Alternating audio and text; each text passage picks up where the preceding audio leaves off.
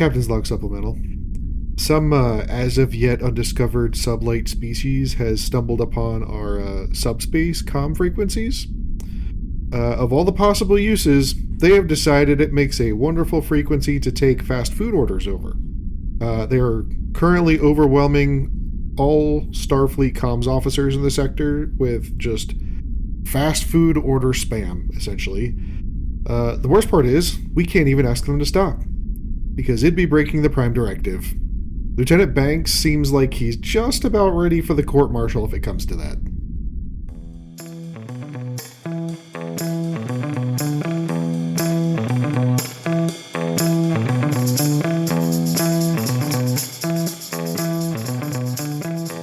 Good evening, everybody. Welcome to Captain's Log Supplemental. My name is Stanford, and joining me this week, as in most weeks, are my two friends and co-hosts, Chris and Rob. Hello. Hello. And we are overseen, overwatched, overjudged by our lovely producer, Mariah. Hi there. See, you could feel the judgment. Captain's Log Supplemental is a Star Trek rewatch podcast where we're rewatching all of Star Trek in chronological order. We are we're almost done with the first season of Strange New Worlds. And so that's where we are in the canon timeline. I could go through what we've seen already, but you're smart people. You can figure it out. If you like what you hear, or if you don't, lie. But give us a rate, give us a review, give us 5 stars. We're 5-star people. And otherwise, send me an email, podcls3@gmail.com. I'm lonely. I just want someone to talk to. Aw. So, hey, what's up, y'all? Dicks and airplanes. All right.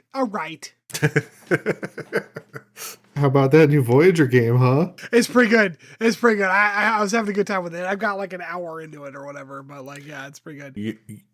You know, with how much you guys have been talking about it at the Discord, I feel like I've played the game myself. I have shared so few of the things that have actually made me giggle because it's been several. I will say, and I was saying this to Rob, I think the game may be more fun if you haven't watched Voyager 6 times. Sure. Because it's like, the phage. Yeah.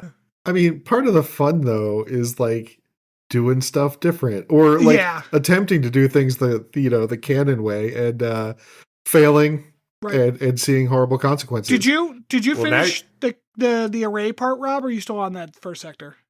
No, I'm still in the first sector. Because I tried to use the array to get home, but I failed. And I'm curious what happens if you succeed. Now you can see if you match up with the real Voyager when you go back and watch it. Oh yeah, Rob can. I can't. I know. That's what I'm saying. Yeah, Rob can. I can't. Yeah, I think I just finished. No, was the phase episode before the Tom Paris creates the pool hall thing? I don't remember. I've seen both of those things. That was around when I stopped watching the other day. I just sort of had it on in the background while I was working. Phage is definitely first half of season 1. So this is some early stuff. Yeah. Oh yeah, I think I'm only 7 or 8 episodes in. Yeah. I gotta because I know what's coming, I have to I better go research torpedo therapy in order to make sure I can handle that when it comes up. That's a good joke. I fucking Oh, there was a joke? Oh. Damn. So, I have to say, having never watched Voyager before, I know we were talking about this in the Discord the other day. I don't know. So I remember watching it when I was a kid and not really enjoying the crew a whole lot. I felt like Tom Paris was too snarky and Janeway just always seemed angry. But going back and watching it now, one, there's a reason that she's always angry. It's because there's always a problem. Mm-hmm. But two, watching her talk with her husband, talk about their dog, fiance, bond with some of the crew. Oh, I did not realize that. She's a really good character. I'm enjoying her. Tuvok is really great. I like B'Elanna. I don't know. Like, I even like Neelix. I know people complain about him a lot online, but like, he's fine so far. I don't know. It's so. It was annoying that he early Neelix kind of sucks, to be honest. Yeah, to believe it or not, Rob, he actually gets better. Although, like, okay. you saw the Yeah. Phage episode, which is pretty like strong. Like, if you don't hate Neelix after the Phage episode, then you're probably going to be pretty good for a while. Why would I have hated him in the Phage episode? Because that episode has him in a lot of it, and people hate him. I don't know. Oh, all right. My main issue with Neelix is always just like the weird relationship dynamic with Cass. Once like she wasn't around anymore, he got much better as a character. Yeah, you're not wrong. It's a little groomy. Yeah. Yeah. Between that and just like he's weirdly jealous and shit. Yeah. Jealous and manipulative. Yeah, it's just not great. Although it is fun. Yeah, he did like freak out about Paris like potentially making a pass at her while he was like in the holographic lung. Right. Although to be fair, whenever they go into the future, Paris and Kess are always hooked up. So like it's not like he doesn't have something to be afraid of. Oh. It's funny that you're like, Tom Paris seemed snarky to me back when you watched like the first time. Like, as compared to like modern Trek snark, he is tame as shit. Yeah, you're not wrong. Like you had your TNG goggles on at the time. I'm yeah, sure. yeah, or your DS9 goggles. Like when the snarkiest you get is Odo. Like, yeah, Tom Paris seems pretty snarky. But like now that you've got like Ortegas and shit, like no. Tom Paris is fucking straight laced. Right. Harry Kim is also a lot more fun than I thought he would be. Like, he's such a meme at this point, and like all I've ever really experienced of him was through meme culture on like the Star Trek subreddit. He's pretty fun. I really liked how Quark was working him over at DS9, like at DS9 in the first episode. I don't know. He just seems like an earnest guy. Like, he's just a fresh Starfleet recruit, you know? Yep. Well, and that's his deal. I mean, he's been through the Academy. Well, sure. And now we have 2 out of 3 spaceships built. Yeah, Rob, how's your spaceship going? It looks really great in the box. Let me tell you. Yeah, so all 3 of us are proud owners of the Lego Enterprise D, and Chris and I both finished ours. That motherfucker is not small. No, he's not. No, yeah, he's quite large. Yeah, she's a big lady. Yeah.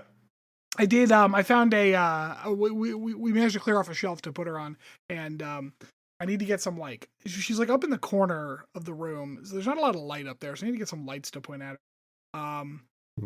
But I'm really like now. I'm like, well, just because Mariah's like, because I was like, I'm gonna get if they come out with more ships, especially in the same scale, I'm definitely getting them. She's like, where the fuck are we going to put those? I'm like, well, once we get like 2 or 3 of them, we can start hanging them from the ceiling. It'll be amazing. Yep, that was his solution. Yeah. I mean, like that's what my cousins did with all of their plane models. It'll be like an Air and Space Museum, just in my office. Like the next one's got to be the Constitution class one, right? Boy, that's a good question. I kind of hope, because I want them to do other like non-Federation stuff. Like I'm waiting for that bird of prey, right? Or a Diderax. I mean, like, listen, it's Lego. The clear answer is make a Borg cube. If that bitch is to scale, it's gonna be too big. But like, aside from that, like, I don't know. I mean, the Defiant's gonna be pretty high on their list because that's a popular ship. Voyager might be pretty high in there. I don't know how this stuff works, like, in terms of, like, does Paramount decide what's next, you know? Or does, like, Lego... I don't know how that works. Yeah, I don't know. Chris is hacking into Lego right now to figure it out for us. I mean, at this point... see if I can find any information. At this point, Paramount's doing, like, one hell of a job to try to burn any, like, good relations they've got left with the community anyway. So, like, I'm hoping Lego's the one making the decisions here. Yeah, and I don't know if like Paramount suddenly started licensing everything, because like this game came out and like Lego's doing Star Trek stuff now. Are they finally like, oh, we should monetize the licensing of Star Trek, because there's a lot of fucking money to be made there. I mean, maybe, but like they've tried it in the past. I feel like they've always failed. They just don't have a good like finger on the pulse of the community in a weird way. Because like the Starfleet Academy, like the old video games were amazing, and like I don't understand why they stopped making them. I mean, I'm going to be honest, man. That's not entirely their fault because they came right at the end of like the RTS golden era, and we're still in a slump in terms of RTSs. No, I'm not talking about the RTS. I'm talking about like the Academy. Like I'm it was sorry, I thought you said basically Armada. like Star Trek. Yeah, it was basically like Star Trek Mountain Blade. Like you just got a ship and you got to like go do whatever you wanted. Like you were just a captain in whatever faction you joined, and off you went. And you could be a Klingon in that too. Anyways, the Legos are really cool. So They are. go get them. Oh man, some runabouts would be hot. Oh, they'd be small. So, anyways, Yes, it would. So this week's episode was called The Elysian Kingdom, and when I saw the title, I was like, "Oh fuck, that's right, we're doing that this week." Was my note. This is episode 8 of season 1. We had a cold open of a recap and then a glam shot of the Enterprise as Mbenga, the chief medical officer, is giving his personal log. Apparently they're doing like a routine nebula survey, so he doesn't really have a lot to do because I guess people don't get hurt during nebula surveys. Meanwhile, he's talking about his daughter and how her condition is becoming progressively worse. He says months have become days have become weeks, days have become hours. I guess, like, how long has she been kind of hanging out of the transporter buffer then? Because, like, it seems like she's dwindled very quickly. A while for sure. Yeah, I mean, maybe stop taking her out. I do have some trivia here, by the way. Oh, shit. When there's some trivia you can't miss, it's a fun fact with Chris. So the book that Dr. Mbenga reads to his daughter, The Kingdom of Elysium, was authored by fictional science fiction writer Benny Russell, who you might remember as being portrayed by none other than Captain Sisko, Mr. Avery Brooks, from Season 6's Far Beyond the Stars. Oh, the fictional book is authored by the fictional character. Oh. Right. Oh, clever. It's fun. That is fun. So he's reading to his daughter, and his daughter's like, "Ew, I don't like this part. I wish the ending could be changed." And Mbenga's like, "That's not how books work, dumbass." And then he throws the book at her and beams her back into the buffer. This is very sad. Like, there's a very like emotional scene between Mbenga and his daughter here because he's trying to be like, you know, you can write your own version of this book once you get better. And she's like, am I going to get better? And he's like, no. But maybe not. Anyways, Mbenga goes to work on a science experiment. He uses no gloves, no fume hood, no safety measures whatsoever doing this. And so when it explodes in his face, no one is surprised. Yeah, my note was, what, no PPE? What are we doing? When it explodes in his face, it literally explodes in his face. Like, not even safety goggles. Like, nothing. He has nothing to save him. You know what? He's in a lab, Mariah. I bet you he's not even wearing, like, covered shoes. He's probably in flip-flops. Oh, yeah, open toes, definitely. Yeah, he's just fucking Mbenga dogs out. Una comes in to be like, hey, we got you like, I need you to certify the crew for this mission. And first of all, is there not another doctor that can do this? Like, obviously Mbenga's busy blowing himself up. Second of all, Mbenga's like, oh, sorry, I'm dealing with my daughter. And and Una's like, oh, is it not going well? And he says that she's been in the transporter buffer much longer than I anticipated, which, like, so did he have a sense of how long he was going to take him to cure this incurable disease? Like, that was just like, that's probably a couple months. Get that knocked out. He's just ballparking it. Yeah. Anyways, up on the bridge, they kind of finish up with their nebula survey, and they're like, all right, let's get the fuck out of here. And Ortegas is like, oh, you're going to say the thing. And then he says, hit it. And then she hits the button and nothing happens. And they're like, they're trying to hit it, but hitting it's not working. So Ortega stands up and then tries the impulse engines. And this time the ship does a little shimmy and Ortega fucking beams her goddamn head right off the fucking console because she was A, not sitting down, and B, no one in Star Trek wears seatbelts. Yeah, they never. Why aren't they wearing? Why don't they have seatbelts? I saw seatbelts. Nobody get wears used How seatbelts. else are they supposed to hold onto their seat and rock to simulate turbulence? Yeah. I always love how every time someone in Star Trek says brace for impact, everybody Everyone just kind of holds on. grabs onto the nearest computer console. Yeah. There was one, I don't remember which show it was. There was one show where they had brace for impact and there were actually like handles for them to hold on to. Oh, you know what? That was Star Wars. No, I don't think Star Trek ever had anything like that. I was thinking of that ramming frigate in Rogue One. God, I think it was cool as shit. And they had those cool. handles. Yeah, a little hammerhead. So, Mbega is summoned to the bridge because Ortegas is hurt. When he gets there, the bridge is currently doing like a Ren Fair thing. So, that's fun. Mm-hmm. The show then does for the first time, something that was completely unnecessary and frankly insulting, which is like these weird flashes to the book. Yeah. I didn't really make note of it at the time, but I remember what you're talking about, and it's like, yeah, we just saw it. He just talked to us about this. It's fine. Like, it was stupid. It was completely unnecessary. Anyways, it was very I was gonna say it was very Enterprise writing style, right? Yes, because that's something they don't always trust did the audience on that show, right? Yeah. It turns out the entire Enterprise is now living out the book that Mbenga was reading to his daughter, and Mbenga is the king of the book. Gasp! Opening credits. Also, my note here was that's a dumb haircut. I assume Pike. For Pike. Pike, yeah. Yeah, Pike's got the. He's got like the I don't even know what to call that, but he's got the center part. It's a center part. The butt cut. Yeah, he's got a center part going on. We get back into Act 1, and it shows us the book again to let us really make sure we understand because we don't fucking get it. There's a lot of like Mbenga trying to like Pike and Ortegas are taking turns being silly and over the top towards Mbenga, and Mbenga is just kind of confused.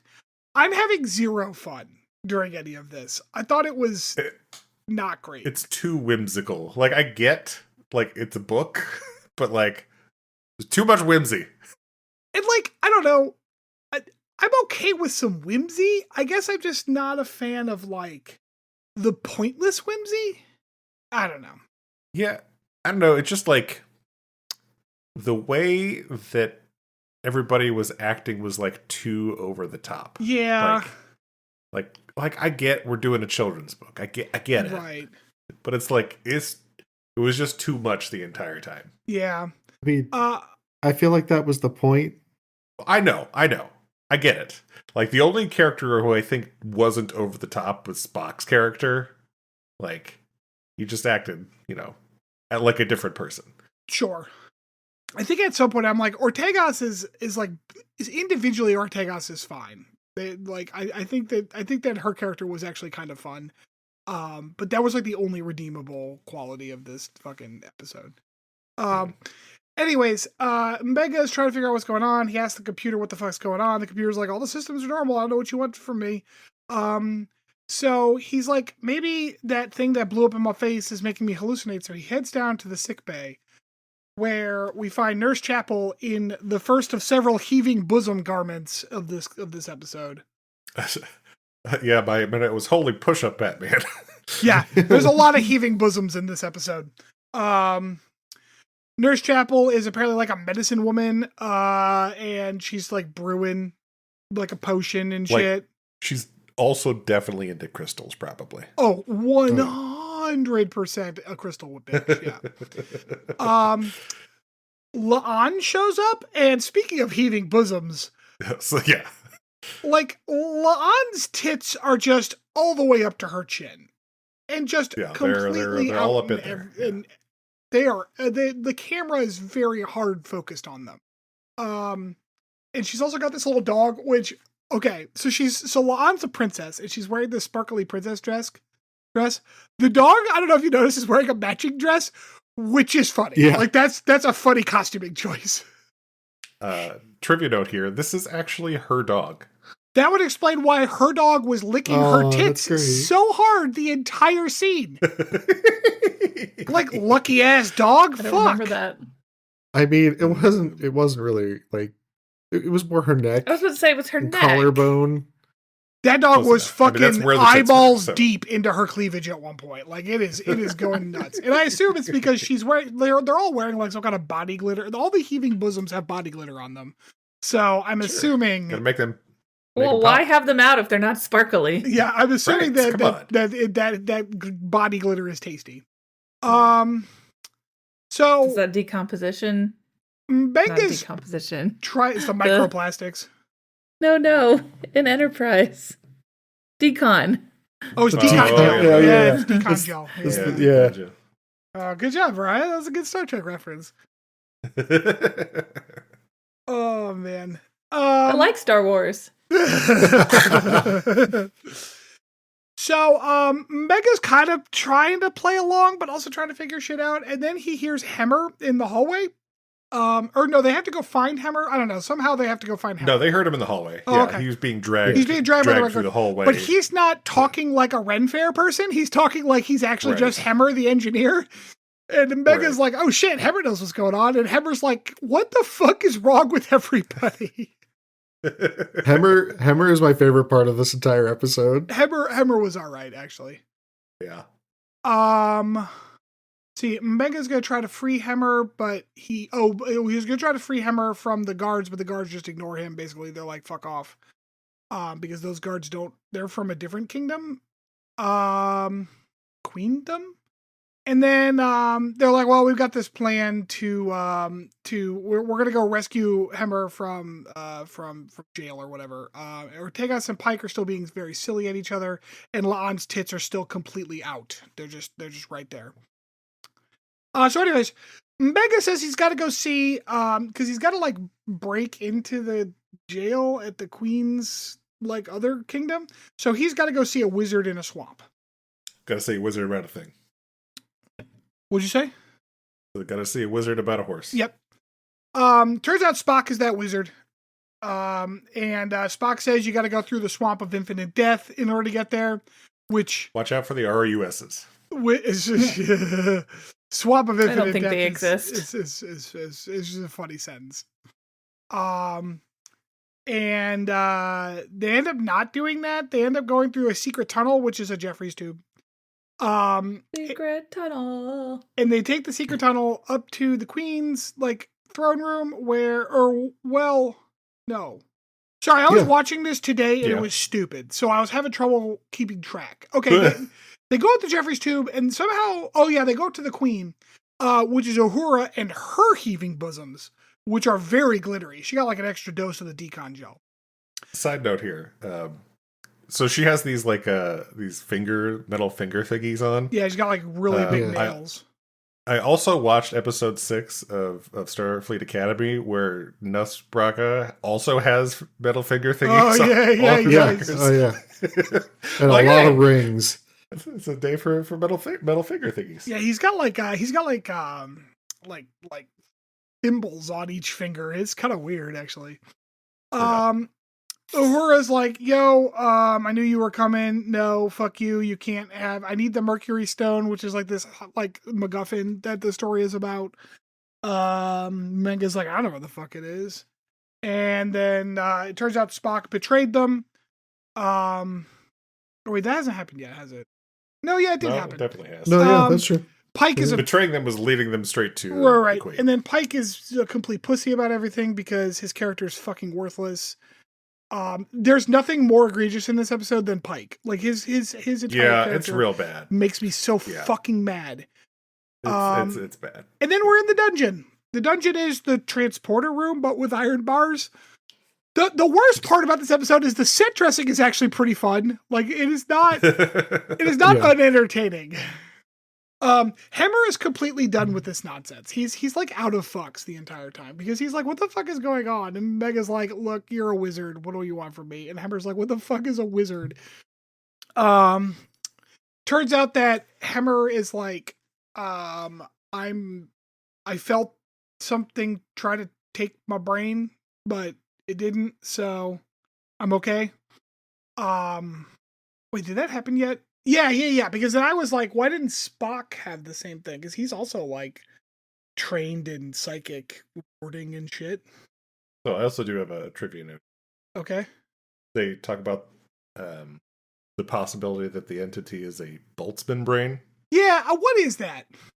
So in real life, the Boltzmann brain thought experiment suggests that it is probably more likely for a brain to spontaneously form, complete with a memory of having existed in our universe, rather than for the entire universe to come about in the manner cosmologists think it actually did.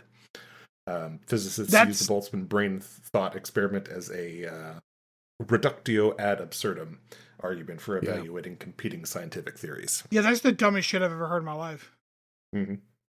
I didn't think it really fit how they were using it here either. No, I really don't either. No. Not even a little bit.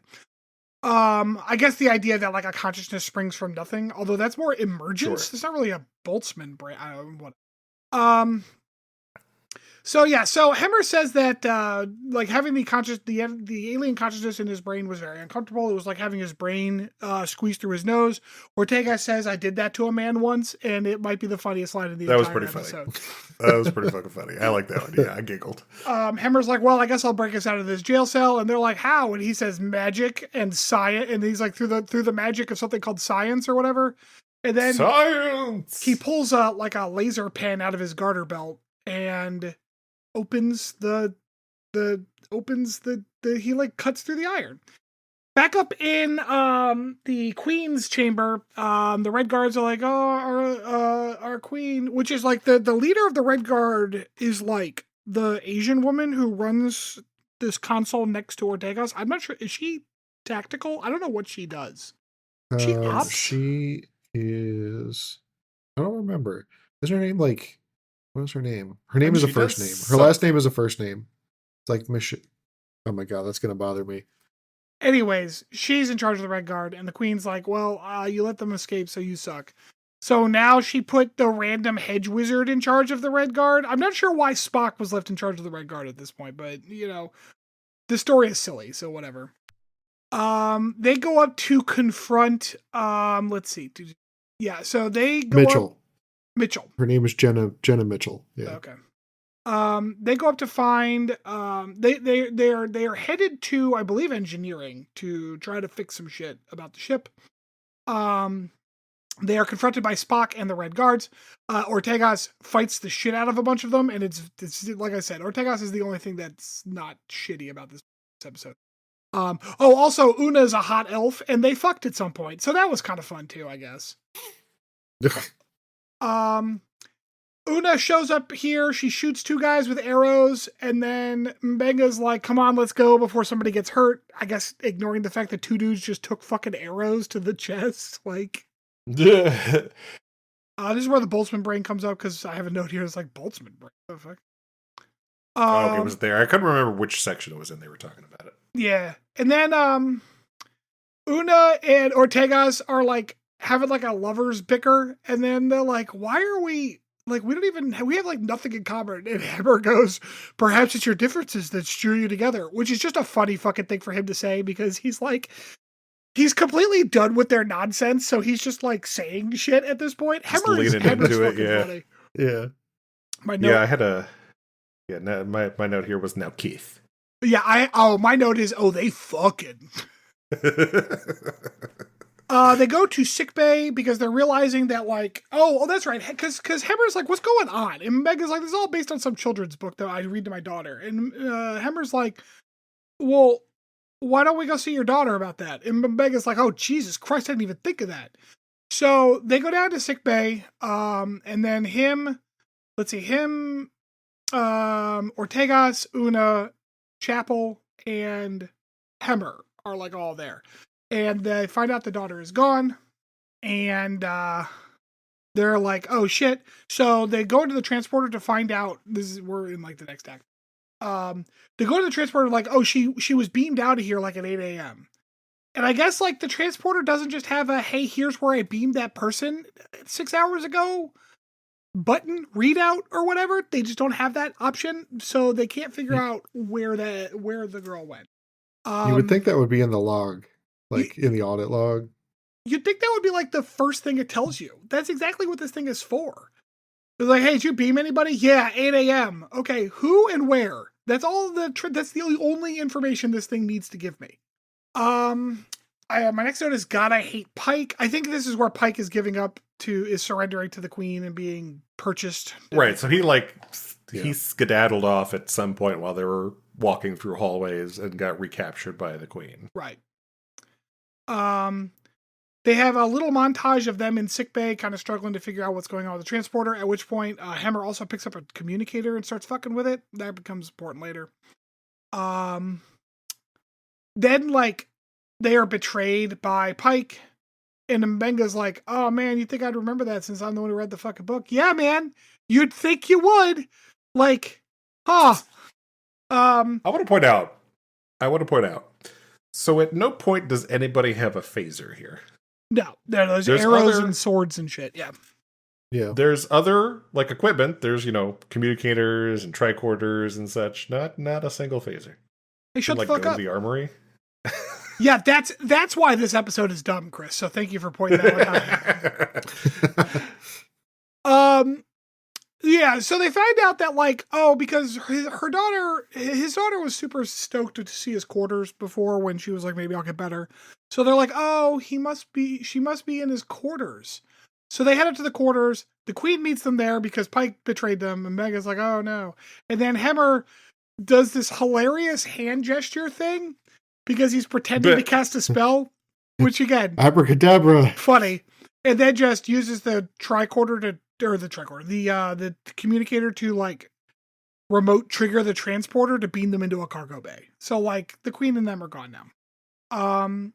Mega goes into his quarters, and there's his daughter. She's fine. She's just kind of there. And Mega tells his daughter, like, I found you. And his daughter's like, did you have fun, Daddy? And he says yes. But I feel like the answer was no. Oh, just an existential crisis, sweetie. I have Hemmer such a good guy. I don't remember what that's about. Oh, probably because he offers to act as a conduit with the Boltzmann brain. That's right. Even though it's even though he could, like, probably maybe die. Yeah. So yeah, the Boltzmann brain talks through Hemmer, which is one of those moments where it's like, I understand you're talking through Hemmer. Fine. His voice was fine. Why did you also layer on this other voice? I didn't need that. Have Hemmer talk. It's okay. So now we have a rather concerning transporter logistical question. The Boltzmann brain was able to detect this little girl's consciousness inside the transporter buffer? Have you tried shutting up? That's weird. That's a metaphysical nightmare is what that is. Once again, not the worst problem in this episode. Anyways, so the Boltzmann brain is lonely and sensed in the little girl a compatriot loneliness. So the solution to this is that the little girl should live with the Boltzmann brain in the nebula forever, because two disembodied brains stuck in one place in space doesn't sound lonely at all. Yeah, because you got a friend. Yeah, it's no longer one, the loneliest number. It's two, which is better than one. No, it's just as lonely as one. It's the loneliest number since the number one. It's literally since the number one, yeah. So the Boltzmann brain offers them a choice. Either she can die of cancer because her cancer is cured while she's near this nebula for no reason. But, like, goes away. Like, the cure leaves if they leave the nebula. Nearby. Yeah. So they have two options. Well, technically three options, but they only really have two options. One is the girl stays with the nebula forever. The other is they leave the nebula, but the girl dies of her super cancer. And Mbenga, being father of the year, leaves this decision up to the 9-year-old.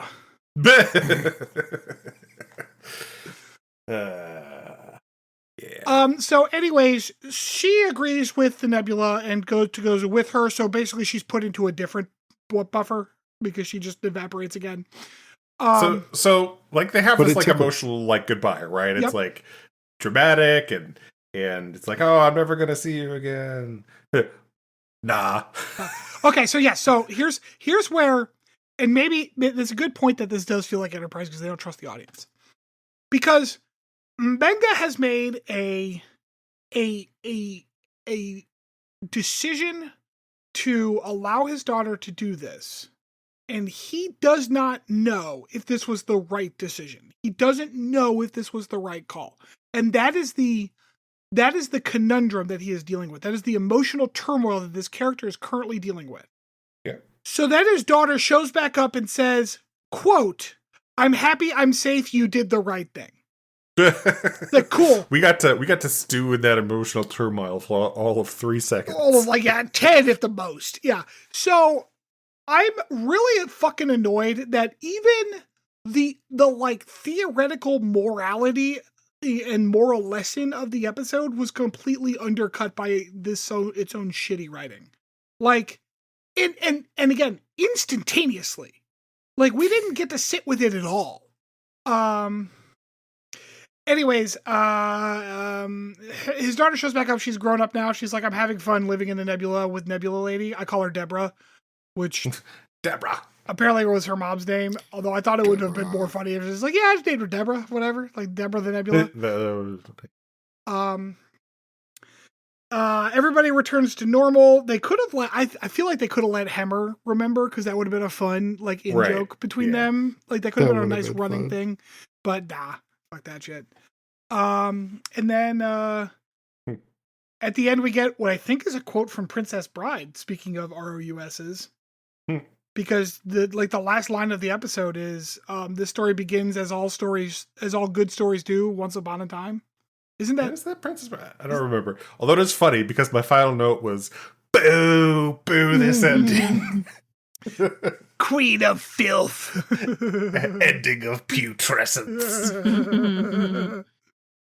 So, and I try to keep, especially when I'm doing the summary, my opinions close to the chest so that you don't know what my rating's I could tell how much you dislike this episode by how fucking fast you went through the summary. Yeah, that was fast. So, I will say, I was wondering that too. I think it's because nothing fucking happened. No, that's fair, because this was my shortest amount of notes me too. A long time on Yeah.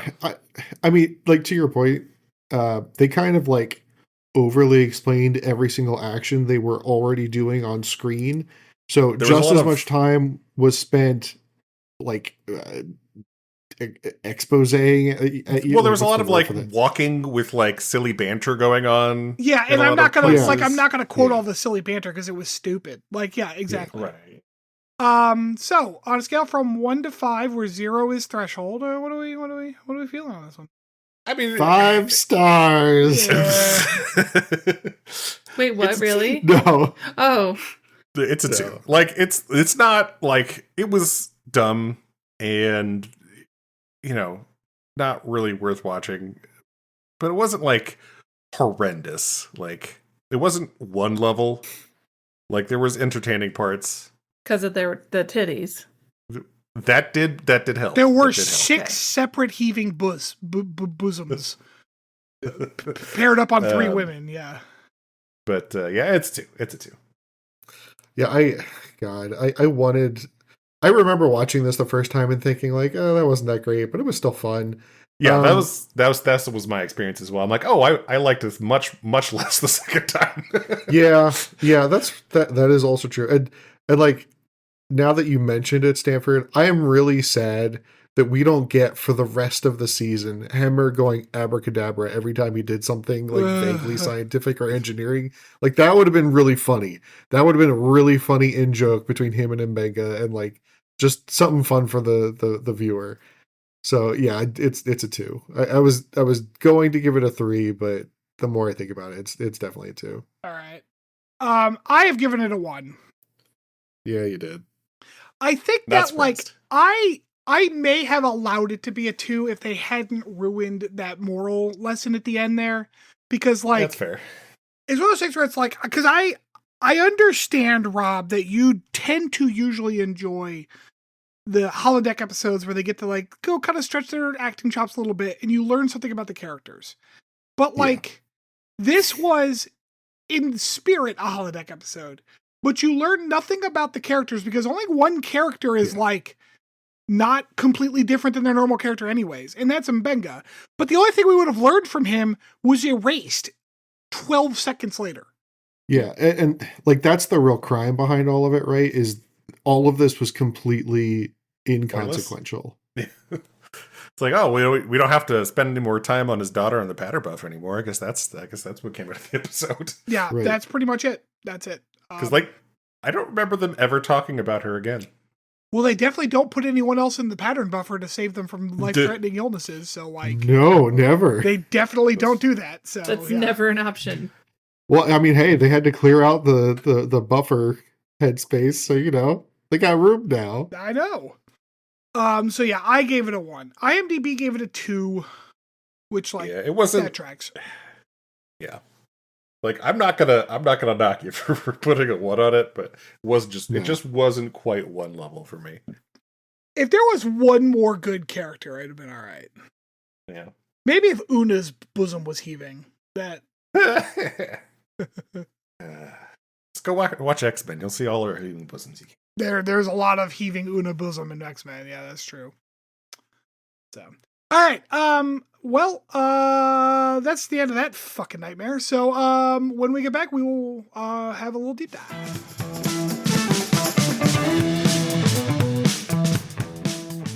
The deep dive has some minor spoilers for Starfleet Academy. If you want to skip that, skip to 1 hour, 15 minutes, and 24 seconds.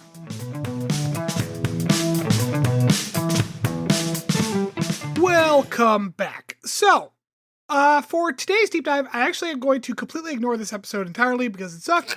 And we're going to talk about Starfleet Academy. As I understand it, all of us are caught up to episode 6 because Chris very dutifully did his homework over the last couple days. Duty. Yes, I did. I enjoyed it immensely too, by the way. Yes. Duty. So my job, I'm going to play impartial moderator here. What? That's impossible. Oh, we have to say ridiculous things now, make him angry. I will, for each of the different topics of discussion, I will save my remarks until after you all have discussed. It's gotta have the final word, huh? Yeah, it's my fucking segment.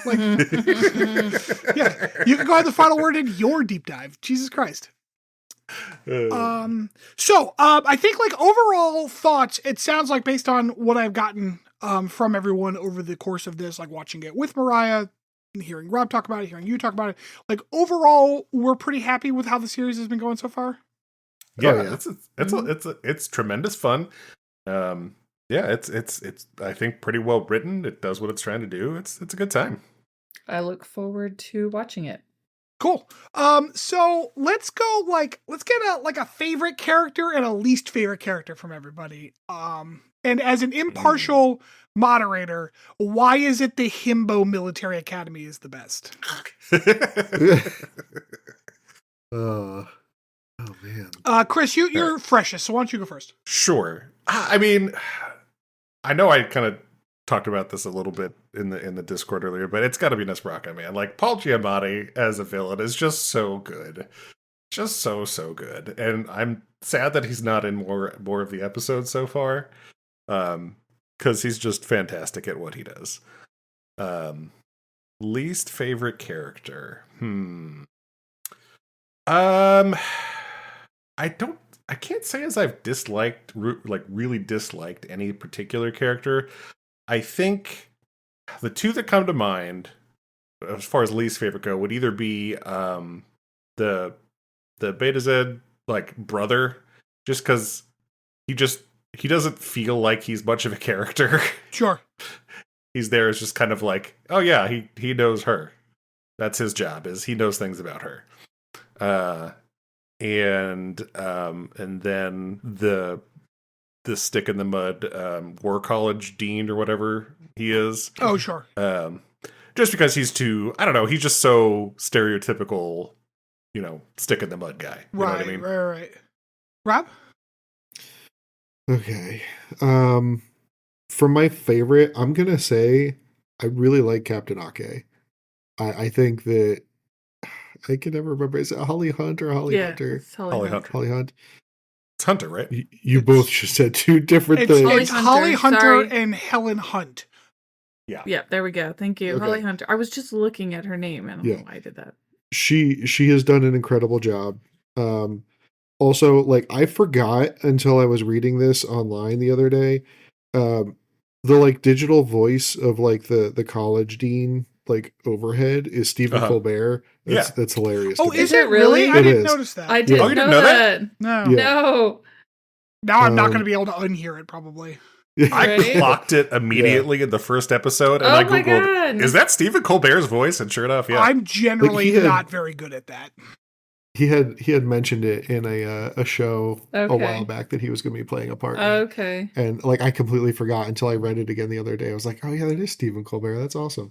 But yeah, I think the Captain Ake is my favorite. I really like how they're blending her like half human with the half. I can't think of the other race that she is. She is Lanthanite. Lanthanite, yeah, which is the same species as the engineer from Strange New Worlds. Yes. Pelia. But not the same as Guinan. No, that is a which, different long-lived human-looking person. Different long-lived species that hit on Earth. Pretty much, yeah. Sure. Perfect. Yeah, I don't know. Like, I feel like she's acting her ass off in like every single scene that she's in. Well, she's certainly acting her shoes off. But we do see a lot of her feet. That's true. You do. I appreciate she's got her dogs out. I do, yeah. I appreciate that they let that character or wrote that character. I don't know how much is writing and how much is, Holly Hunter just going with it. But let her be not just your stereotypical, Starfleet captain, because that's not her background, right? Right. Yeah, I like that it's got some of that like Lanthanite, like I don't know if it's like a sachet or like just swagger. Like it's funny because like they're so long lived that I don't want to say that they undervalue like pomp and ceremony, but like it just isn't important to them anymore. Yeah, I think.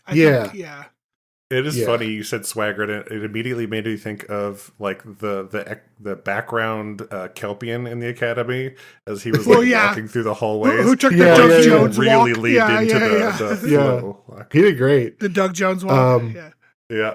My least favorite character, Cadet. I can't remember if her name is Pickford or Pickerford. She's the one that's just always complaining about shit. Like she was the one that like almost fainted the moment that like on the bridge. Yeah, on the bridge. Like she's just a real downer. I don't know, man. Damn. Like why is she in Starfleet? Damn. Yeah, her purpose on the show is to freak the fuck out and not handle any situation well. That's all she's there for. Maybe she's there's book always smart. that student. Yeah, I know. Fuck. But like, I mean, that's just it though. Like, you got to give characters like this some sort of a redeeming quality, and the writers haven't given her shit. Give them a minute. Yeah, it's the first season, man. Look, okay, we're 6 episodes in. She's freaked out at least twice. And isn't she the one who swallowed her comm badge in the first episode? Yes. Oh yeah, that's right. Yep. Yeah. So I don't know. She's just kind of annoying. Like she might become like the Neville Longbottom of Starfleet Academy, but I don't have high hopes for her. Is what I'm saying. Mariah? My least favorite is the captain. Oh. She annoys the fuck out of me every time she's on. She's overly inspirational. Put your fucking dogs away. It was cute at first. The scene where they're in the elevator with the head of the war college, and she like lays the fuck down and puts her head touching his thigh. My god, it was so uncomfortable. I was so uncomfortable. I get it. You're quirky and you're short. Great. What the fuck? I guess. I want to have fun with the. I want to put a pin in that because we're going to talk about that next. Have a fun, and I do like, and it's fine. Like, have a fun character, a captain be different. It's totally fine. I just am not. This one isn't for me. It's for everyone else. That's fine. Not my favorite. There's a lot of internet people that agree with you if it makes you feel better. I don't know if it should or not. Yeah, and it's just laid on really, really thick, to be honest. And she just seems I guess in the beginning, she has these faults and, she lost a kid and then we understand her motivation for why she is attached to the main sexy dude. Caleb. Caleb. Yeah. And I get that, but it doesn't feel like she's a flawed character. She's just always talking so perfect and inspirational, and I don't feel that she's actually flawed yet. Even though they've given her this big, like, oh, this is why you're so motivated. I don't know. Favorite character? My favorite character is Sam. Sam, yeah. Sam And I thought at first Sam would annoy me. I was worried about that too. In the beginning, I was like, okay, she's just going to be super happy and excited to be here. But she feels like what it was like to be in college or high school. You go to a new place and you're like, I'm going to be positive. I'm going to make friends. And you think you're doing okay and you suck at it because you're awkward as hell. And she personifies that. And that's what I really like about this show. That's why having the one girl that's freaking out all the time, I don't know if she's ever going to get her shit together, because there's always that student that's like, you're obviously not made for this, right?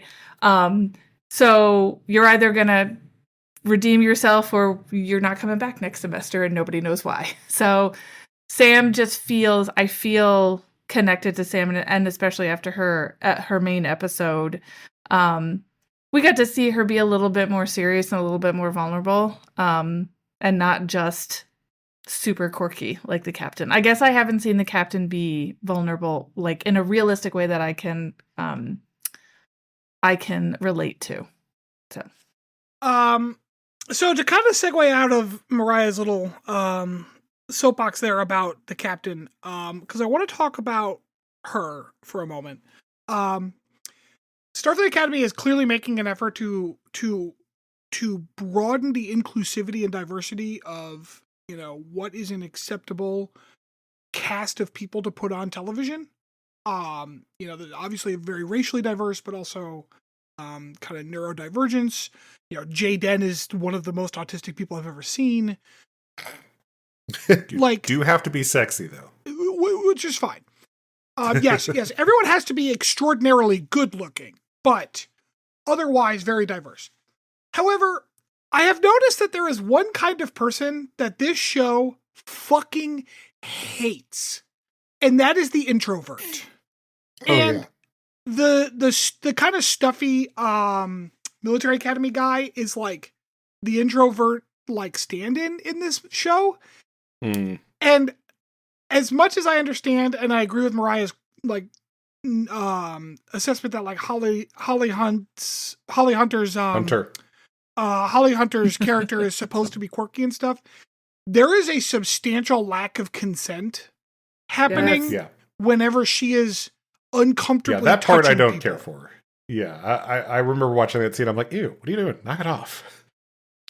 And so like it is funny to me that is something I did want to mention, is that like I don't find her like her sitting in the chair weird. Fine, it's a lanthanite. Yeah. She's been alive for 500 years. Like she sits with how she's comfortable. Who gives a shit? Her walking around with her dogs out, it's weird, but whatever. But like her, because she was weirdly touchy with Caleb too. In one scene, right? I don't remember if she was like laying her head in his lap or something. There was some scene where she got uncomfortably close to Caleb as well, and it was like, look, I get that you're an extrovert, I get that you're a touchy-feely person, but you're not asking for consent. You're foisting yourself upon these people, and that did kind of bug me. So who's your favorite and least favorite? So I do really like Jay Den. The thing that annoys me about Jay Den is that like no one can pronounce his name correctly, and it bothers the fuck out of me because y'all are the ones writing the show. Mostly I just hear it as Jaden, which is not his name. Like his name is Jay Nope. Den. That is his name. That is the name his father gave him. His brother called him Jaden because that actor can't do shit. But like everybody else called him Jaden, and he's like and he never says anything. But it's like his name is Jay Den. But I do really like Jay Den. And like general sexiness aside, I think his character is interesting. I think that there's a lot of good discussion to be had about like Klingon life and culture and society and the people who are helping that society to actually survive. Because, like, there were Klingon medics and scientists and shit, and they were shit on, like, in every show that they showed up in, Yep. So, like, Yeah, I think it's a very interesting discussion. I do. Yeah, I think it is interesting because there has definitely been mentions at points within Star Trek canon about how, like, Klingon culture was not always this warrior-based culture. Like, Right. that was a thing that had developed more recently, comparatively speaking. Right. I don't know that I have a character I would say I don't like I like the least. I can say that I am the most disappointed by the Paul Giamatti character because What? I want that character to be in a show that's better for him. Because I want this show to stay in school. Like, I enjoy this school most when it's Saved by the Bell in Starfleet uniforms. That's what I want to watch. It's not really the character itself, it's the setting that you see. Exactly. Paul Giamatti's character is fantastic, and I want to see him elsewhere. I want to see him in a better show for him. Not like a better show. The show is great. I'm loving it. It almost feels like they couldn't get Paul involved more. So they're like, well, let's do this villain character that shows up intermittently. I really hope. I really, really hope. So, like, we were talking about this in the Discord the other day. I really like that because this is post-burn and everybody's kind of like reaching out to their neighbors again. I like that space is dangerous. I like that people like Braca can have an outsized influence on the sector because there isn't really a Federation police force anymore. I hope that if we get more shows in this time period, that they don't finish him off in Starfleet Academy and that he gets to come back. Yeah, and play a bigger part in another show. Yeah, because he's doing a fucking fantastic job. It's great. Like, he would be a great recurring villain for the franchise. And I guess, like, that's part of my issue, too. Like, because I want them to stay Saved by the Bell with Starfleet uniforms. Like, that's what Matthew Stanford, want. In terms of, like, the lore and the canon and whatnot, you're right. Space is dangerous in the post-burn universe. So why the fuck do they keep taking the goddamn kids up there? Taking kids up there. Stay home where it's safe. Yeah, I did have that thought in the last episode as well. I'm like, what are they doing here? These kids have been to space twice, and both times they had to deal with a Paul Giamatti. well, you see, it's real fun to wager on whether or not they're going to succeed at their missions with the other senior staff. Jesus Christ. Oh, man. When I saw old like, Lieutenant Commander guy, I'm like, oh, that dude's definitely dying. Oh, yeah. Immediately. When we had the away mission of the children that we knew, plus a dude I'd never seen before. Yeah. Yeah. Oh, God, is it too soon for spoilers? Yeah, I guess, like, I'll throw a spoiler warning at the beginning of all of this, because we've already said a fair amount. Okay. So, yeah, that's fine. Yeah. I guess, yeah, okay. So, in that case, I was very surprised about the Vulcan kid. I was not expecting. Yeah, good on them. People are wondering if he's going to stay dead, and that's a good question. He looked pretty dead. Yeah, He looked pretty dead. Yeah, really well, did. Neelix was pretty dead too. I mean, we got the quintessential, like, pulling the sheet over his head and everything. That's usually that's like, pretty dead. They're definitely dead. That's pretty dead. Yeah. But did they shoot him out of the torpedo? Oh, you know what? That doesn't even matter because they brought Spock back after they did that. Sure the fuck did. I actually saw a video from Linda Pages. She's the one we talked to on the podcast. Yeah. And she was like, I can't believe they killed a main character so early in the show or whatever. And then he's not a main character. Well, I don't disagree. He's a main but, recurring character. He's maybe not bridge. He's like the Miles O'Brien, the TNG era. Yeah, fair. Miles he's O'Brien. had multiple speaking. Yeah, he's parts got a in several name, and episodes, he's had some quips. Yeah. But anyways, she was like, I feel like no one ever died in the main shows, which I agree, except for Trip that one time. But then she's like, I feel like people were dying left and right in the movies. And I think Data might be the only character that died in any of the movies that did not come back later. Or like, the only exception is, I guess, technically Kirk died, but also he was displaced in time. So does that count? Yeah, Kirk dies, Spock dies. Spock dies but comes back. Oh, I guess Spock technically died in the Kelvin movie, but that's because Leonard Nimoy died. Yeah. That's funny. So, how do we feel about the way the relationships in this show are panning out? Like whether they're good, whether they're bad, whether you have specific idea. No, you went first. I will time, say, Chris. I'm gonna say I thought the main character. I can't remember. I keep forgetting. Biceps McGee. Yeah. Yeah, and the girl. Those characters, those actors don't have chemistry, so I don't find it believable. No, so they're my least favorite relationship so mine far. Too.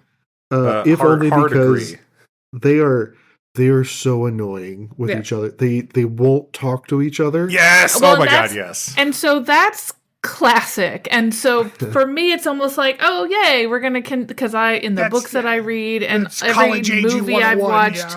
Yeah. That's how you do that. Still fucking annoying, I get it. But like they're not relatable and their I don't think the actors have great chemistry. I don't think she's great, honestly. Yeah. I was gonna say that as well. It just I have not been impressed by her acting in it. Like he's not much better, but like with them together in their relationship stuff, it's very. I will say, from my opinion, of all of the characters, those two do seem the least dynamic in terms of acting. Yeah. You know who my favorite relationship is in the whole show? Jaden and Himbo? Nope. Because that's the right answer. Nope. It's Reno and Thok. They are fucking amazing. They are pretty fun. Yeah. That is pretty awesome. Actually, the whole dinner scene with Reno was making me giggle the whole fucking time. Oh yeah, it was incredible. She might be my second favorite character in this, but she's the same character she was. I actually really, I want her to have more the same screen person time. she is. Yeah. Like that's just Tig Notaro. I feel like I channel her energy when I'm around Liam's Odyssey of the Mind group. Like I'm just flat and snarky, and I don't think they get it. I love her so much. She's so great. She's just perfect. Yeah, Thok's really good too, but like in like a caricature way, like a fun. I thought she would be more caricature-y and annoying. There were a lot of people. I thought she was in the beginning. I thought there were a few characters, like I said, like Salmon and Thok. Now it's like, okay, these are just gonna be over the top, and not really. And because I really kind of enjoyed the moment where Thok went up to Jaden and was like, I should have come to you sooner as another Klingon, and I was like, oh damn, I didn't want to interfere, but now I realize. Well, I had completely forgotten that she was half Klingon until she said that. I'm like, oh yeah, that's right. Right. And I don't know. That was a really touching moment. It was actually. I appreciated the thing I appreciated most out of the whole conversation was her saying like, I am half Klingon, but I was raised Cardassian. So like she was more respectful of his take on his own culture because she was apart from it. Or Jem'Hadar. I was like, wait a minute. Yeah. Right. She was trying to be respectful of this student instead of interfering. And that shows, I don't know, that just shows as a teacher or mentor or whatever, that it's important to them that these kids learn. Yeah. And I think that And to Rob's point there too, like I think it's surprisingly well done. I'm wondering who wrote that and whether that person is a mixed race person or is like in a race family, because what she said, if you remember, was like when she first encountered Jaden as he came to school, she had to remind herself to take a step back because he was full Klingon. He was raised Klingon in a Klingon culture, and so she was like, she made a conscious her effort to. But then now she's come to realize that Jaden is so separated from that culture here at Starfleet Academy that it is actually her job to help him because she is an elder Klingon and the only Klingon around that he can talk to. And so like that is an interesting, like you get this weirdly fantastic story arc for her character and her motivations within a few sentences. Because like we didn't know any of that until right now, and it was really good. I also really appreciate, because as a parent, adults in charge of kids, even though they're college kids, treating them like fucking people and like, hey, I made a mistake, I want to do better. Like, you know, it just felt good, because that's the kind of encouraging those kinds of conversations, I think are really important. He can also reach out to Braca, who's also half Klingon. Who's Braca? Oh, the pirate? Yeah. He's half Klingon? I don't think he was half Klingon. He said he had some Klingon in him. I don't think he said he was half. Yeah.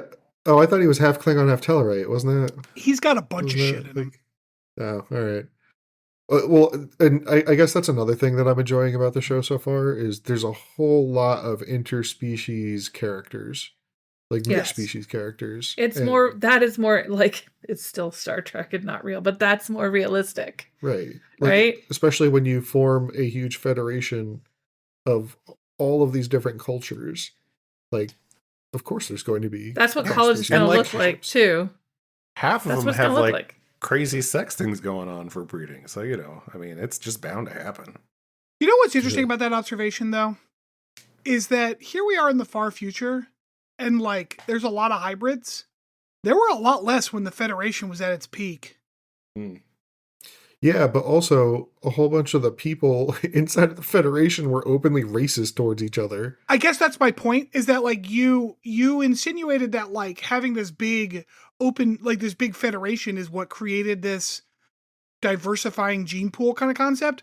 But, like, based on the evidence that we see on screen, is actually kind of the opposite. In some ways, the Federation made it worse for them. And I'm wondering if, like, I don't think they did that on purpose, because the writers of this show are not clever enough. But, like, it is an interesting observation to say, like, the Federation is supposed to be this unifying organization, and it is politically, but it also creates an inherent tribalism because there's a lot of political vying inside the organization. And so therefore the species are not mingling as much as later during what's effectively a global apocalypse, but just like a galactic apocalypse. And like, they no longer have a choice but to mingle, you know?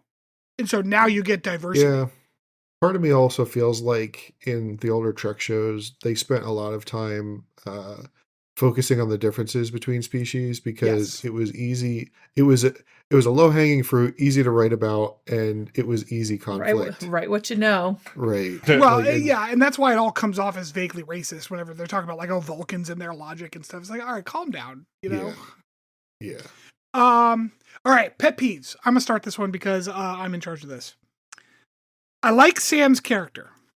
I don't like that she's a hologram. And the reason is because they can't use her the way a hologram should be used because that would be too easy. For example... Except when they do. Except for when they do. For example, in the last episode, the cannibals were like, we're going to throw somebody out an airlock. Yeah, just throw Let the hologram get thrown out of an airlock, and then she can bip-bop on over to the fucking Athena. Athena, yeah. Yeah, over to the Athena and tell everyone what's going on. Also, a perfect solution. Shot. Like, what? Well, yeah, but she got shot by a hologram deglazing gun or whatever. That's like, so if there's no emitters out in space, though, won't she just disappear? I assumed she's got a mobile emitter a la the Doctor. Right. Okay. But, like, I don't know the answer to that question either. You know, yeah, they don't explain that at all. It's like, oh, our team has to go on and turn on life support before we all suffocate. Send Sam to do it. Right. She doesn't breathe, and she could go through walls. Like, what are we doing? Yep. So that's also, my like, biggest pet peeve so far. She got shot on this episode, but also like she was in that like exercise where she clearly could not be shot. So right. Yeah. All right. Chris, you can go first this time. Yeah, I mean, I think we kind of already touched on this, but my pet peeve has just been the relationship between Caleb and the Beta Z girl, woman, lady. it's annoying. Like, it's so like stereotypical, like portrayal of young person relationships. Right. I just find annoying and derivative. Rob? Let me think about it. Go to Mariah. Put your fucking shoes back on. Mariah's Sorry. like, this is a no piggy zone. You put them piggies away. I'm tired of she's putting her feet on like coffee tables and stuff that people have their tea on. Like I'm just done. Put your feet away. Stop laying down on everything. My favorite part of all that is that she has like these like foot like jewelry things that are like on Which- top of her feet. Well, and so that's the thing, Chris. If it was like either all the time, always have no shoes on, like because that's your culture or whatever, or stop it. Because she's obviously not wearing shoes as a choice and it's annoying. No one else is doing that. It's an occupational hazard. Put your fucking shoes on. Yeah, because she cited some pseudoscientific bullshit about grounding. Oh my god, that's right. Yeah, that was like She the first was into episode. crystals too. Oh, I you know what my bitch pet into peeve crystals. is. All right, go ahead, Rob. Okay. My pet peeve, and this extends to other franchise, or other series in the franchise. In the original series, one of the reasons why the Enterprise is built the way that it is because Roddenberry and the co-creators of the design of the Constitution class realized that, like, when you're in space, you can kind of make your spaceship look however you want because you don't really have to play by the rules of gravity that we do here on the planet. And that's why they had transporters and why they had shuttlecraft to get down to the surface. Now, some Federation vessels are made to at least go into upper atmosphere and sometimes even pretty low in the atmosphere.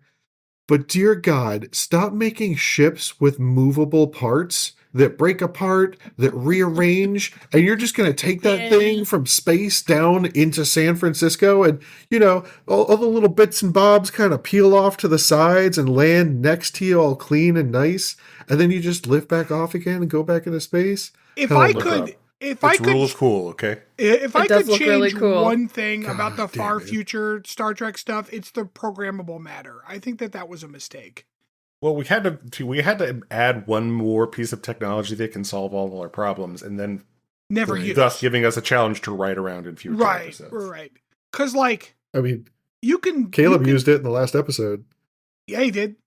You can make ships look more futuristic without them being effectively magic. Right. Yeah, I've not been a fan of the detached nacelles and stuff. Yeah, I always thought that was just. I find a it little silly. silly. It's like, look, you could make it look like just streamline it more, or just change the overall style, like to Right. look like something else. It doesn't have to be like, Right. Which is what how they do did. we make this look more scientific-y? Like the fact that the TNG era ships look substantially different than the Right. TOS era ships, was a success. They look great. And if Right. you want to be like, well, the Federation had to adapt because of this harder scrabbling life, then start incorporating other ship design elements. Like, oh, here's a ship that's Yeah. clearly like a Federation saucer, but the back half is like Klingon inspired or whatever. Like, sure, Yeah. do weird shit with it. That'd be great. But That would be cool. we just took the standard Federation ships that and then took their nacelles off. It doesn't look good. I don't know. That's my pet peeve. Just starship design. That's a good one. I like it. All right, I think that'll do us. Overall, good show. Like good quality television. The writing is generally good.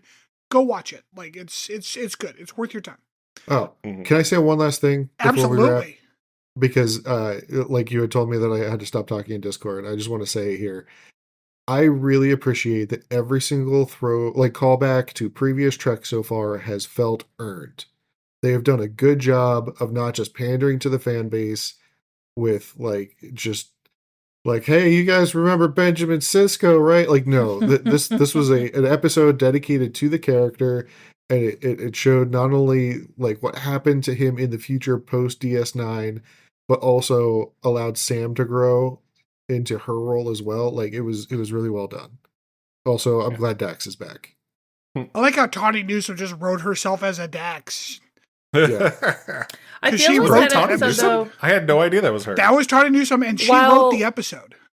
While they talked about Cisco, I felt like it wasn't about him, though. It was still about Sam. Yeah. Right. It was still about the current character, right? Yep. But they're pulling in that old information. Like, that's fun.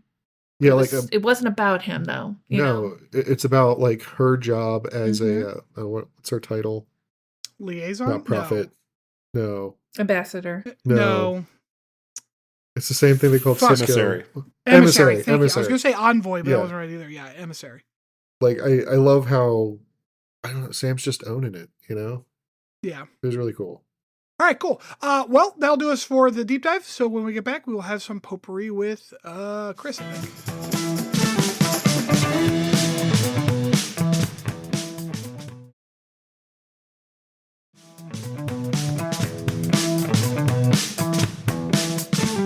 Welcome back, everybody.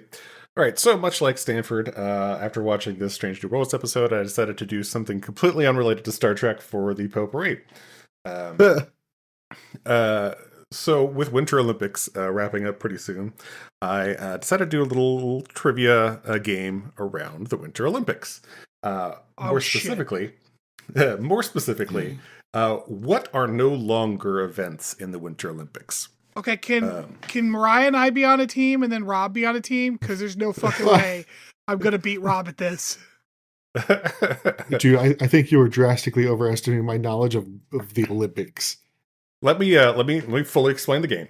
So what I'm going to do is I'm going to give you the name of the event and a short description of it, and you're going to have to tell me whether it was an event that used to be in the Olympics and no longer is, or B, an event I made up. Nice. Oh, okay. Oh, that does sound fun. Okay, so none of these are like, oh, nope, they still do the fish barrel freezing race. Okay, great. Okay, good. Correct. None of these are current events in the Olympics. These are okay. We're in the trireme race. Mariah, did you want to play as well? I'm okay. I'm sorry, was that no you cut out? That's no. Okay. All right, you guys ready? Hard pass. Damn, stop clicking. Sorry. God damn it. All right. Are you guys ready? Yep. Yeah. All right. First one is speed skiing. Speed skiing. How are we doing? Hold on. How are we doing are we going back and forth? No, you're just going to both give me your answer. Okay. Speed skiing is the sport of skiing downhill in a straight line at high a speed as possible as time over a fixed stretch of a ski slope. There are two types of contests: breaking an existing speed record or having the fastest run at a given competition. Speed skiers regularly exceed 200 kilometers per hour, or for us Imperial folks, 121 miles per hour. Okay, so I'm pretty sure that a skier can hit 200 kilometers an hour. I feel like I've seen people do that on videos before. I also think that this is the kind of like extremely suicidal behavior that would have been common in the Olympics in like the early 1900s. So I'm going to say that this was real and it is just no longer an event. Okay, so are these all events that either were in the Olympics or that you have completely made up and no one does this? Or is it possible that it is a real thing that like some fucking Red Bull competition did, but is not actually in the Olympics? It is possible that it is a real thing, just not in the Olympics. Okay. Fuck. Man, it seems like an obvious one, right? Yeah, I'll go, yeah. It was in the Olympics. Okay. You are both correct. This was an Olympic event. God, what's at the bottom? I would assume a long flat area for them to slow the fuck down. All right. Next one is tobogganing, an early precursor to the current luge. Instead of occurring in a iced kind of pre-made tube, this occurred on a ski slope where competitors tried to reach the finish line in the fastest time. So it's like a boxcar derby in the snow. I suppose so.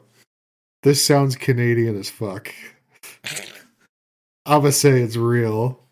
I'm gonna go with not real. You are correct, Stanford. It is not real. Oh. Okay. Not a real event. I made that up completely. Yeah, it sounds. It was. I think it was the name tobogganing, but also like, I don't know how that would work. Like, it would be hard to make the hill the same because your toboggans fuck hills up. All right, next one. Military Patrol. Military Patrol is a team winter sport in which athletes compete in cross-country skiing, rifle shooting. It was formerly named ski mountaineering. It's usually contested between countries or even different military units. So it's like team biathlon? Sort of, yeah. I'm going to go with yes. I'm going to go with no. Like, wasn't the whole thing with the Olympics was that you're supposed to be like an amateur in the sport? Well, I know Not that like the a origin of the military? biathlon was like a military practice exercise. So maybe this was like the first version of it? This was indeed a Winter Olympic sport. Jesus In Christ. the 20s, I believe it was. But yep, this was a real sport. Followed closely by the next one, which is alpinism. Alpinism, or mountaineering, is a set of outdoor activities that involves ascending mountains. Mountaineering-related activities included traditional outdoor climbing, skiing, and traversing via ferratas that have become sports in their own right. What's a ferrata? What the fuck was that word? Ferrata, yeah. That is a via ferrata, which is like an Italian thing. It's basically a climbing route found in the Alps. Huh. Boy, that sounds... My favorite thing about that sport is the idea that, like, you say go on one side of the mountain and then just see who manages to make it to the other side of the mountain. Yeah. That sounds sure. incredible. Yeah. Alpinism. Man, because I don't think land navigation, I don't think like orienteering was ever part of the Olympics in the summer either. I'm going to go with no. Wait, I thought you said it was closely followed by this, as in you were continuing the fact from the first one. No, that's This the whole new wasn't- thing. Oh, Jesus Christ. Alpinism. I'm also going to say no. I like the word alpinism. You were both incorrect. This was an God event. damn it. Interesting. All right, the next one is bandy. Bandy is a winter sport, winter ball sport played by two teams wearing ice skates on a large ice surface, while using sticks to direct a ball into the opposing team's goal. It is a predecessor of ice hockey. Yeah, so the funny thing is I know bandy's a real thing. Yeah. Was it in the Olympics, though? I'm going to go with no. Oh, this feels like one of those sports that might show up in, like, the host nation's choice. I feel like hockey only showed up because of that. Like, bandy's going to be in there, too? No, hockey has been in for many, many years now. I don't know. At this point, I'm down too many points, so I feel like I gotta go the opposite. I'm gonna say yes. It was indeed a Winter Olympic sport. Oh, there you go. Heck yeah. All right, next one, slope style. Competitors perform techniques while skiing down a hill or ski slope where judges award points for overall difficulty and execution. So, like, there were a couple of years. Wait, that was a real where- thing. So, like, yeah, I remember seeing this in the X Games, and there were a couple of years where, like, X Games events made crossovers in the Olympics, and it made everybody real mad about it. Yeah. No, it was, what's his face? With the dinner roll was his, like, signature move. Shaun White? Shaun White. Yeah, Shaun White did this. Because I remember watching him go down a hill, and like occasionally there'd be like moguls, and then like a little ramp for him to do a trick off of, but then he'd keep going down. I'm gonna say this was a real sport, like of a few years ago. I can't remember if it was in the Olympics. So, okay. Oh, sorry, I thought you already said it was. I was gonna say yeah, but okay. You both got it. All right, next one. Ice fishing. Competitors fish a pre-stocked frozen lake and had to drill through the ice and catch fish in a set period of time. Winner was determined by total weight caught. No fucking way. No fucking way fishing was ever in the Olympics. Yeah, I don't think so. There's too much randomness at play here. You were both correct. That is one I made up. I do like the idea of the pre-stocked lake. Yeah. Next one is ice stock sport. Competitors slide ice stocks over an ice surface, aiming for a target or to cover the longest distance. Ice stocks have a gliding surface to which a stick is attached. The sport is mostly practiced in southern Germany and Austria. Okay. What is Maybe a stock? I'm dumb, but what's an ice stock? Yes. Is that like that sled that they carried ice blocks on back in the day? I think so, yeah. Sorry, let me... This sounds like awful Sounds like- curling. Sounds like a predecessor to like bobsledding. I don't know. They said that they were aiming for a target though. Like this is Correct, almost yeah. like curling kind of. Except that it sounded like there was somebody on the stock. Am I wrong? What's a No, yeah, nobody on the stock. You're What's sliding an it ice across stock? the ice. It's I don't know how to describe it. It's a stock of ice. I can't Google Wait, it. are you saying stock as in like a collection, or stalk as in like a tall like cylinder like object? More so the second one. No. How's it spelled? Is what he's asking. Oh, STOCK. Yeah. Okay, so no. So no, it's not a stalk. It's a stock. I'm gonna say this is one you made up. I'm going to say that it's real. It is real. Yes. Yeah. No. Mostly wasn't a because I love you very much, Chris. No one in this room is creative enough to have come up with that fucking nonsense. Yeah. No, it is real. It is very, very similar to curling. So you did gauge Oh, that nice. correctly. Oh, okay. I was thinking they were big. So I was like, ah, shit. Okay. The next one.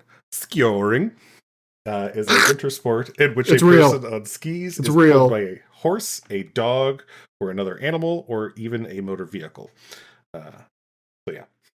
Real. I'm saying it's real. I don't think It's too that's stupid to not be real. I think I've seen this, but I don't think it was ever in the Olympics. I'm gonna go with fake. It is real and was in the Olympics. God. Hell yeah. That's why they tie like motorcycles and shit to the front of them, right? Yeah, something like that, yeah. Yeah. Either that or animals, but yeah. All right. Next one. Snowmobiling. A race between competitors on stock snowmobiles or on a set track. No. Yeah, I don't think so either. Like this is like a motor sport. It's not like an athletic event. That is correct, yes. I Of don't course, think skioring had motor vehicles attached to it too, so you know. It Yeah, is but no, funny. This was never... it is funny that we're like, that's silly, but there's so many summer games that have horses involved that are like, okay, you're not actually Right. doing any athleticism right now. Like, All right. Next is sled dog racing. It involves the timed competition of teams of sled dogs that pull a sled with the dog driver or musher standing on the runners. The team completing the marked course in the latest time is judged the winner. like the Iditarod Yes. was. I feel like the answer is no on this one, is because they already had skill boring or whatever the fuck. So why would they do sled dog? Skioring. So again, I'm playing the metagame here. I'm gonna say yes. It was an Olympic sport, yes. What, for like Yes. one fucking season? What the fuck? Yeah, not long. Yeah, Yeah, most of these like were stopped like way long ago. Like I think most of these like were in like the 20s or 30s, and some like up to the 60s. But that's it. Next one is the Winter Pentathlon. 5 segments including cross-country skiing, shooting, downhill skiing, fencing, and horse riding. Fencing? Fencing, not like the sword one, like Jumping a different over type it. of fencing. What other kind of like selling stolen goods? What other kind of fencing is there? It's like fencing, like Okay, some it's type gotta, of like it's gotta be jump real. thing. He doesn't know. Yeah. It's gotta be real. Like he didn't just make this up and throw fencing in there. It's gotta be a real thing. Yeah, you know what? I like that logic. I'm gonna say it's real. Your logic is correct. That was a real. As soon as it's like fencing, you're like, I don't know what that is. I'm like, oh, just like fucking the ice stock. Like it's gotta be real then. Like you didn't just make it up. Stop asking me questions. Damn it, you're ruining the game. Uh, Next is ski ballet. no, wait, stop. I'm gonna need you to define fencing. Hold on, I gotta look it up now. It's where they line up beer bottles on a fence and then you shoot it with a pop gun. Fucking This is in 1948. All right, fencing. No, actually, apparently this was actual like sword fighting fencing. Oh, okay. So it's just a Summer Olympic game, but it's cold outside. Like it's Dude, did Pretty they much, yeah, and did they- somehow involved with the other 4 things that have nothing to do with it. like have to do it with skis on? Oh, that would have been amazing. That would have been funny as shit. ice skates. man. Oh, ice skate fencing. Oh my god. Everybody would be dead. Yeah, where's that game? Where's the general melee Olympic Oh, man. sport? I would love to see that shit. We need to get some LARPers in charge of the Olympics some year. Yeah, it happens after the jousting event. All right. Last one, ski ballet. Event was essentially dancing on skis, and you're graded much like figure skating. If you had said ski skates, I would have bought it. You can't do that on skis. That is not a real event. Yeah, what are you balleting? Like, they've already got slope style or whatever the fuck. Yeah, now I'm gonna go with no. It was real in 1988. What? Hold on, I What? gotta find a video of it now because it's fucking hilarious. Okay, let me ask this question. And I know the answer going in because, like, it's a Winter Olympic. How white are these ski dancers? Like, so fucking what? Okay, cool. All right, just making sure. All right, here you go, guys. Bask in its glory. Holy like the fuck, break this video dancing. clip is so much newer than I thought it was going to be. I told you it was like 88 or something. It was like Calgary, Canada. This is dumb. God, they are so I'm sorry. stupid. I appreciate that they put the 80s Freestyle soundtrack to it. ballet Yeah, right? skiing. Look at the dude breakdancing in circles. What in the absolute fuck? Okay, so you know what this reminds me of? Do you remember that Australian breakdancer? That's from what I the was saying. The Summer Olympics? breakdancing. This Yeah. is the breakdancing. Oh, yeah. Ray Gunn. Yeah. I like the dude who's Ray just gun, playing yeah. with his sticks.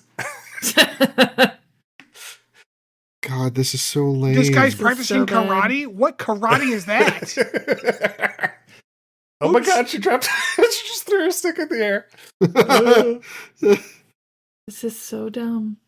Amazing. Oh shit. Okay. Oh, she fucked it up. Had she nailed that, I'd have been very impressed because that looked hard as hell. And like they're just going downhill gradually while dancing. No, I think it's like a flat arena. It's relatively flat, yeah. Yeah, sometimes there are hills, though. Look at the glorious 80s hair going on with these I know, people. right? God.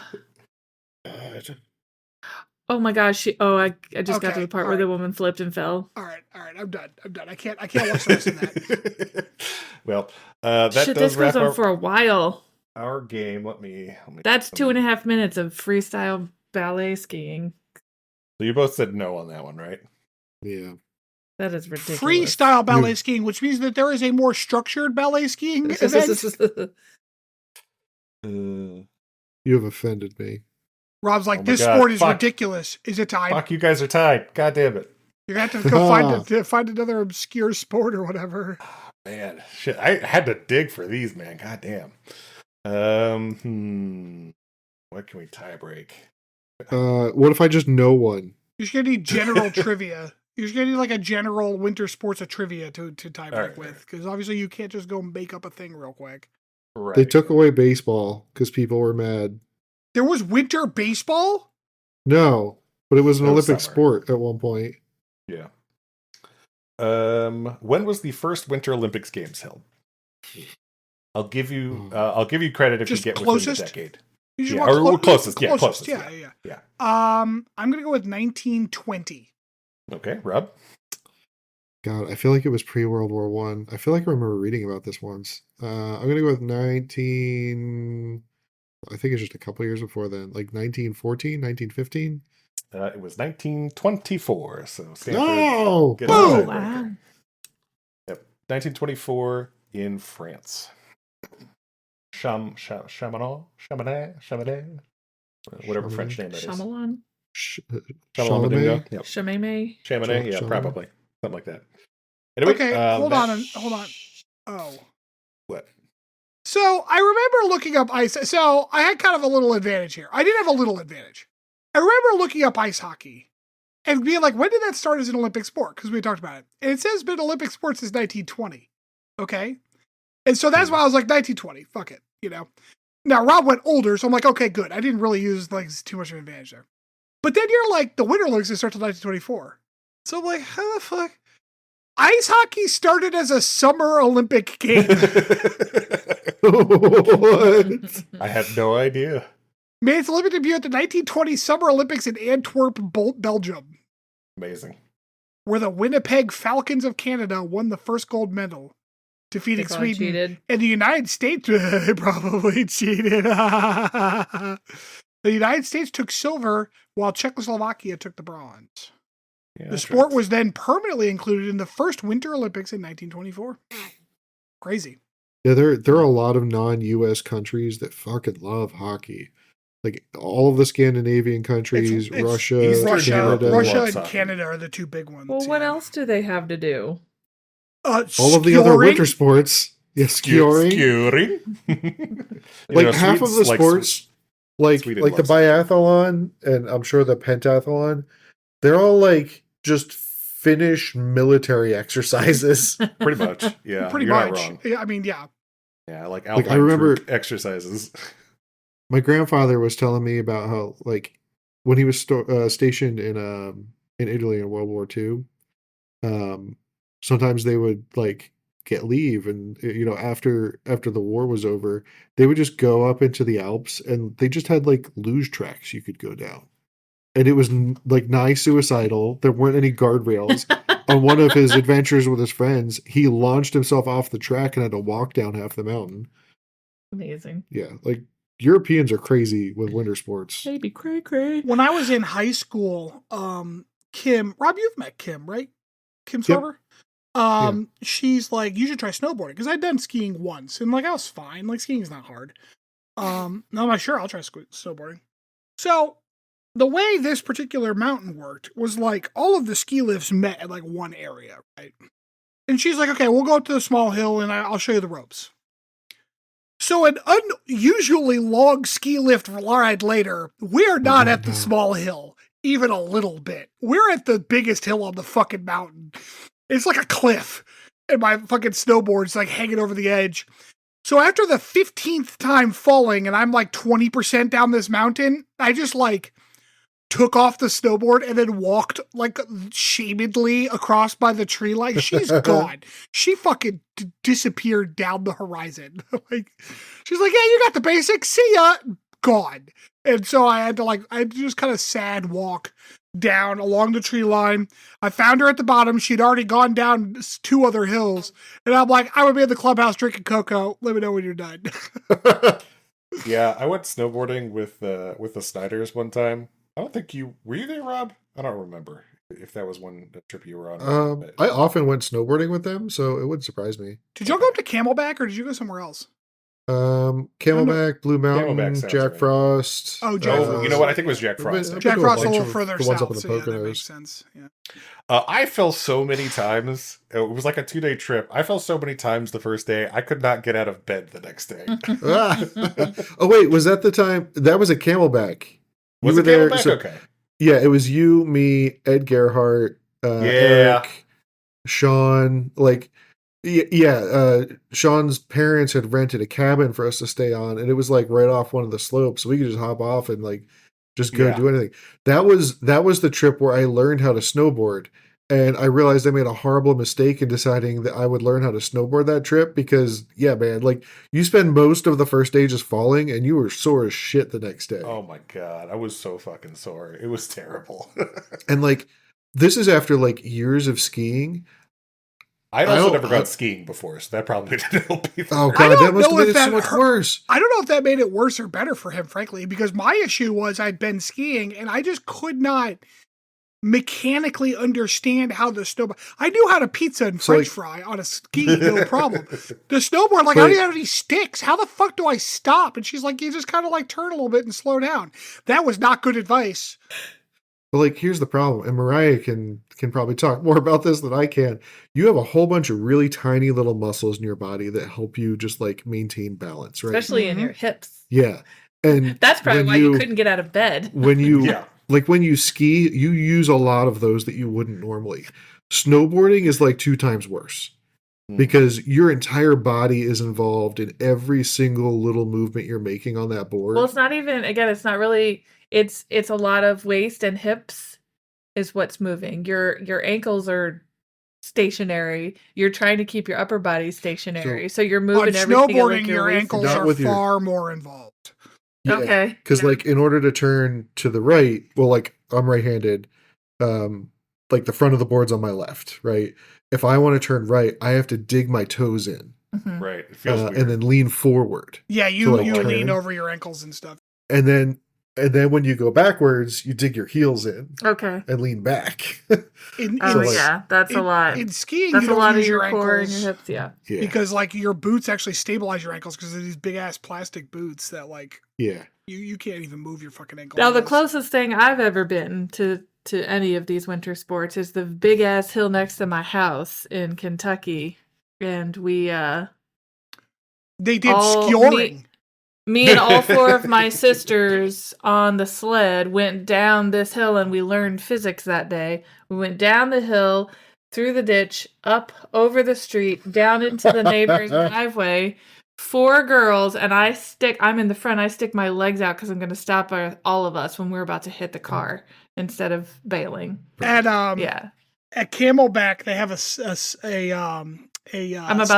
My computer's about to die, by the way. Okay. At Camelback, they have a snow tube hill, and like they got a berm at the end to catch you, so you don't like fall into the fucking parking lot. And everyone's goal was to try to launch themselves off the berm. Hell yeah! I don't know if anyone ever did because it was really. Did you already high. Do the ending? Did you already end this podcast? No. All right, let me wrap it up before the computer dies. All right, well, thank you everybody for joining us. As Stanford mentioned at the top of the podcast, rate, review, subscribe, do all those things. Let's spread the word on the podcast, and we will catch you next time. Good night, everybody. Bye-bye.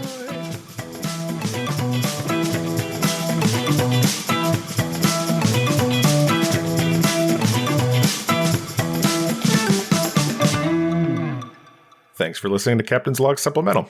You can follow us on Twitter at PodCLS or send us hate mail at podcls3@gmail.com.